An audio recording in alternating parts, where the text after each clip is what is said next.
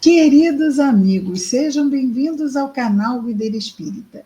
Meu nome é Cristina Brito e este é o programa Projeto 15 Minutos, o Céu e o Inferno. Aqui diariamente estudamos por mais ou menos 15 minutos a quarta obra da doutrina espírita, codificação.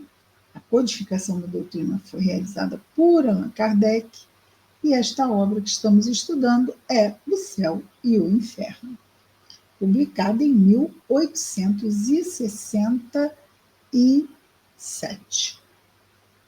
Sim. Não, 1865, perdão. Vejamos então. Hoje vamos entrar no capítulo 5, da primeira parte, que trata de doutrina. O capítulo 5, nós já vimos o céu.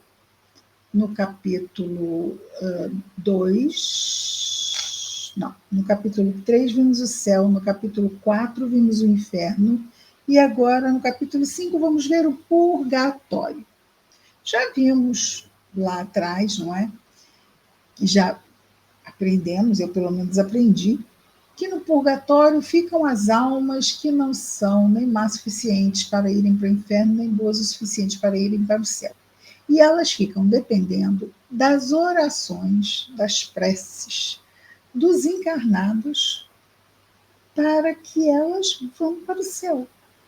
Então, eles não podem fazer nada por eles mesmos. Eles ficam dependentes das preces dos encarnados. Então, vejamos. No item 1, Kardec nos diz assim: o Evangelho, lá na narração de Mateus, Marcos, Lucas e João, no Novo Testamento, o Evangelho, não faz nenhuma menção ao purgatório. Perdão. Então, o Evangelho não faz nenhuma menção ao purgatório, que não foi admitido pela Igreja, senão no ano de 593.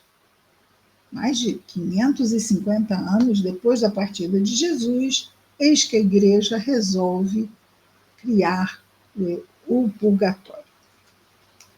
E, seguramente, um dogma mais racional e mais conforme à justiça de Deus do que o inferno, aquele que vimos até ontem.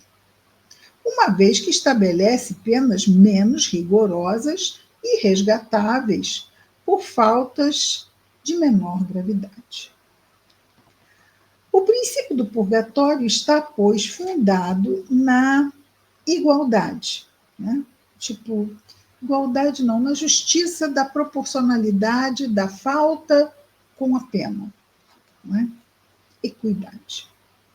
Porque, comparado à justiça humana, é a detenção temporária ao lado da condenação que é perpétua. Sim, lá no inferno é para todo sempre. Mas no purgatório, eles ficam lá, esperando que aquela condição mude. Não é para todo sempre. Então, melhor, não é? O que se pensar de um país que não tivesse senão a pena de morte para os crimes e os mais simples delitos? Morte. Já passou o sinal vermelho. Morte. Totalmente insano, não é? Sem o purgatório, não há para as almas senão duas alternativas extremas: a felicidade absoluta, lá no céu, ou o suplício eterno, no inferno. É nessa hipótese em que se tornam as almas culpadas somente por faltas leves. Vai para lá ou vai para cá?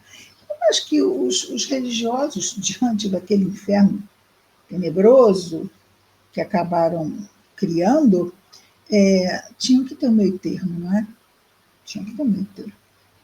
Até devem ter sentido, tá pesado isso aqui. Então, nessa hipótese, em que se tornam as almas culpadas somente em faltas leves, como vimos agora. Ou elas participam da felicidade dos eleitos sem serem perfeitas, seria injusto, ou sofrem castigo dos maiores criminosos sem terem feito muito mal, também seria injusto, não é? E irracional também, não haveria razão nisso. Item 2. Mas a noção do purgatório, diz Kardec, devia necessariamente ser incompleta.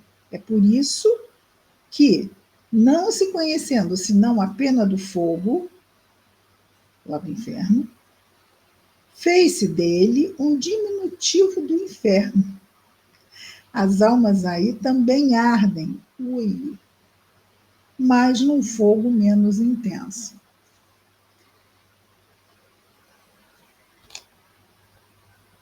Um fogo menos intenso.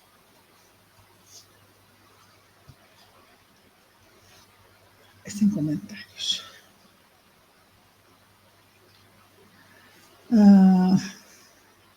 Sendo o progresso inconciliável com o dogma das penas eternas, porque penas eternas ninguém progride. Vai ficar ali para todo sempre, acabou, não tem progresso mais.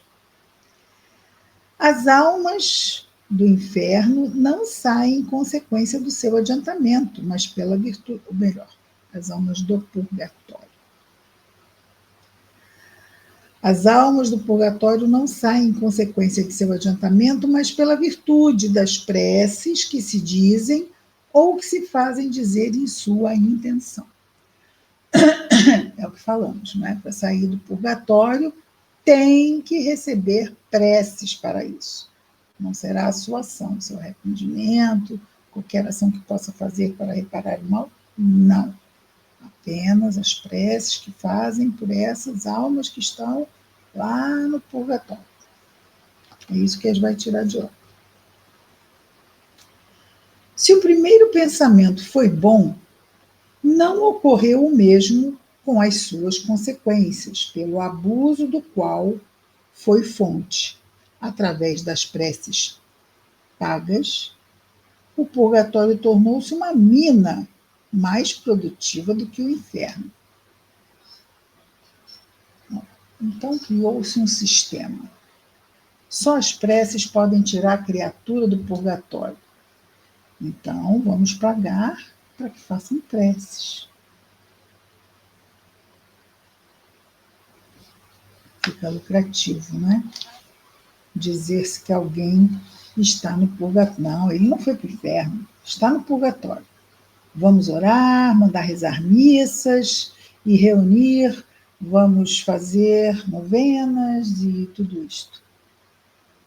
E aí, né, há toda uma organização para que se realize isso, e são os serviços prestados.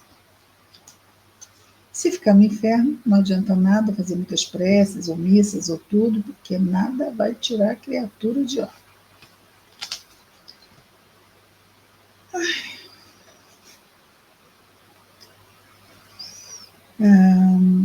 Então, item 3, ainda dá para item 3. O lugar do purgatório nunca foi determinado, nem a natureza das penas que aí são suportadas.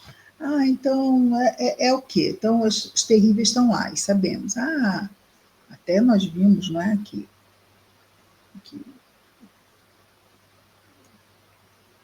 traições e assassinatos, mas não é uma pena terrível. O que não é uma pena terrível? O que seria? Não é uma pena terrível. Que impede a pessoa de ir para o céu? O que seria? Então, não está claro. Não foi determinado quais as penas que as pessoas do purgatório, as almas do purgatório, carregam. Né? Não foram claramente definidas. Estava reservado à nova revelação preencher essa lacuna, explicando-nos as causas das misérias da vida terrestre, das quais só a pluralidade das existências podia nos mostrar a justiça. Muito bem. Então, toda esse sistema de penas que foi,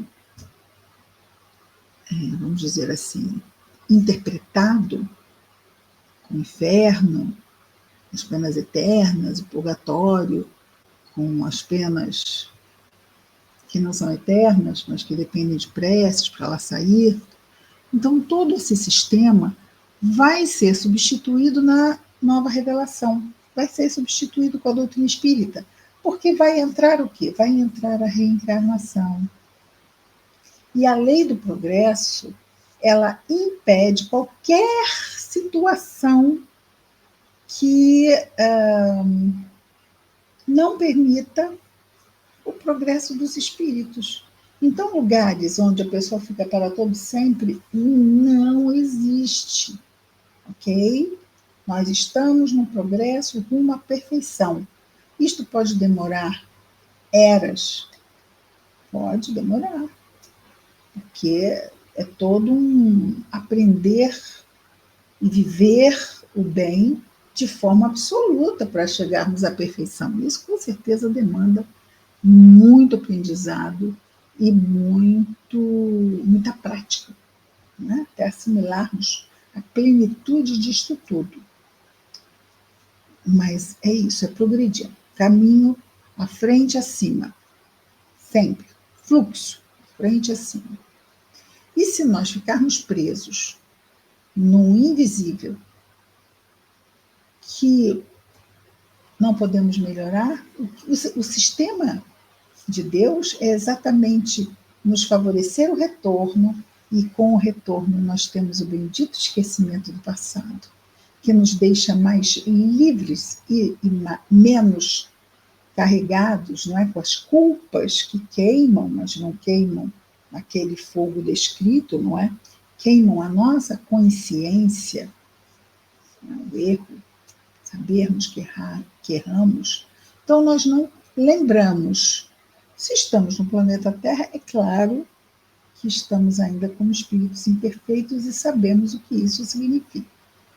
Então, Deus nos favorece, nós aproveitamos e vamos lá reconsiderando alguns erros, melhorando daqui e ali.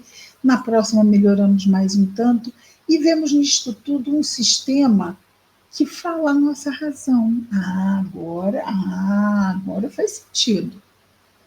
Né? Então, aqui é o que Kardec nos diz, que a nova revelação, ou seja, a doutrina espírita, iria nos trazer luz sobre todas essas coisas. Aqui ele coloca,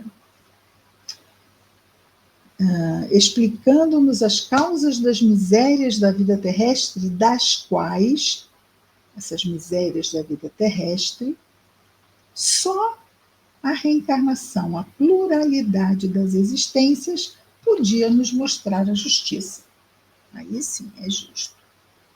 Vamos nos arrepender, vamos reparar, vamos superar, vamos evoluir. Agora, ficarmos lá numa tortura que não liga nada a lugar nenhum, ou ficarmos num lugar presos a depender da prece do outro, mas peraí, o que eu posso fazer por mim? Também não faz sentido.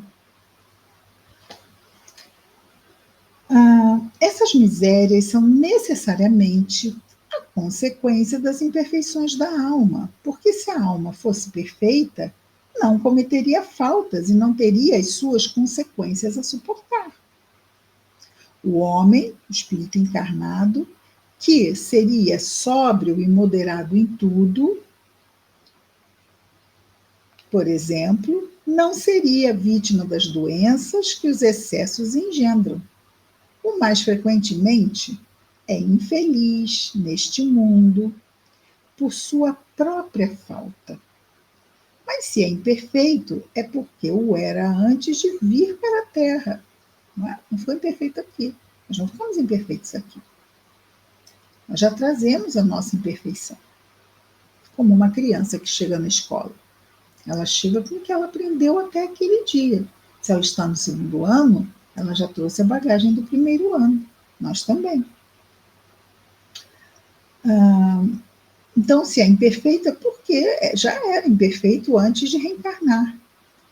Na Terra, ou seja, na encarnação, ela expia não somente as suas faltas atuais, mas as faltas das vidas anteriores, que não foram reparadas.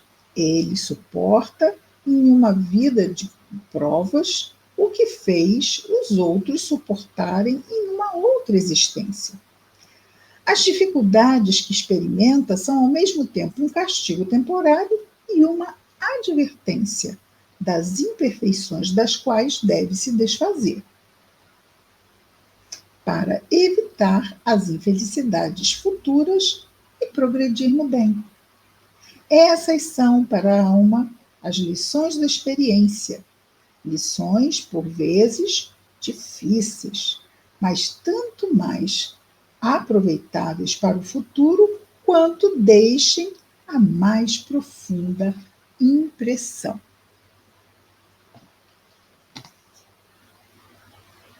Essas dificuldades dão ocasião a lutas incessantes que desenvolvem suas forças e suas faculdades morais e intelectuais, a fortificam no bem e das quais ela sai sempre vitoriosa se tem a coragem de sustentá-las até o fim. Sustentar as lutas, não é? A boa luta, o combate, o bom combate, aquele de contermos as nossas más tendências e nos permitirmos experimentarmos cada vez mais as nossas virtudes potenciais, transformando-as em virtudes ativas. O prêmio da vitória está na vida espiritual, lembrando aqui das bem-aventuranças, não é? Então, o prêmio está sempre no futuro. Onde, a vida espiritual, onde entra radiosa e triunfante, depois da desencarnação, como soldado que sai da luta e vem receber a sua medalha gloriosa, né? Seu reconhecimento da boa luta quando retornamos à pátria espiritual. Esse reconhecimento é o reconhecimento mesmo da nossa própria consciência. Ficamos, enfim, felizes conosco, não mais envergonhados de tantos erros que marcaram tantas existências nossas, não é? É isso, vamos aproveitar esta abençoada encarnação que estamos vivendo com tantos conhecimentos que tanto nos ajudam. Amanhã estaremos de volta com mais um projeto 15 minutos, o céu e o inferno. Até lá, muita paz a todos.